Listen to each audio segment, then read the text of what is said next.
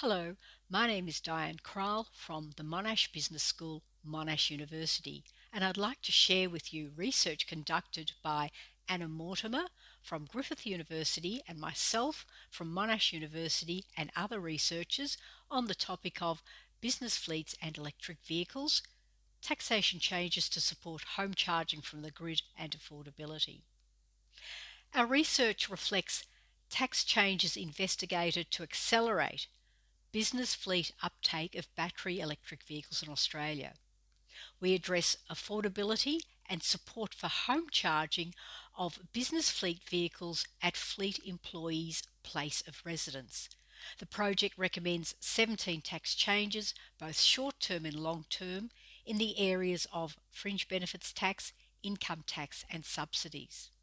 So, why is this research important? Well, business fleets are seen as an effective pathway for early adoption of battery electric vehicles, but their uptake of these vehicles are low and site charging infrastructure is low. Around 47% of fleet vehicles are home garaged, providing an ideal opportunity for business fleet BEVs to be home charged using smart meters and optimizing CO2 emissions reductions. So, what did we actually do in our research? Well, first of all, we conducted fleet manager interviews. There was a range of them. We also prepared surveys for fleet managers and fleet employees to be administered probably next year in the areas of uptake of battery electric vehicles and home charging. We prepared FBT or fringe benefits tax case studies that explore short-term tax changes for home charging of battery electric vehicles.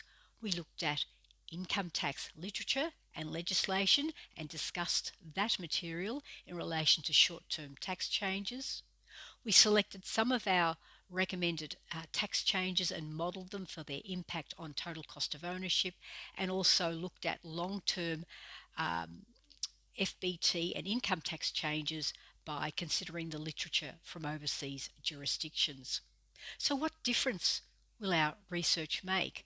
Well, it's the identification of short term and long term tax changes and other fiscal incentives, such as subsidies and rebates, to address affordability arising from the price premium on battery electric vehicles and also current tax barriers inherent in establishing home charging of fleet vehicles.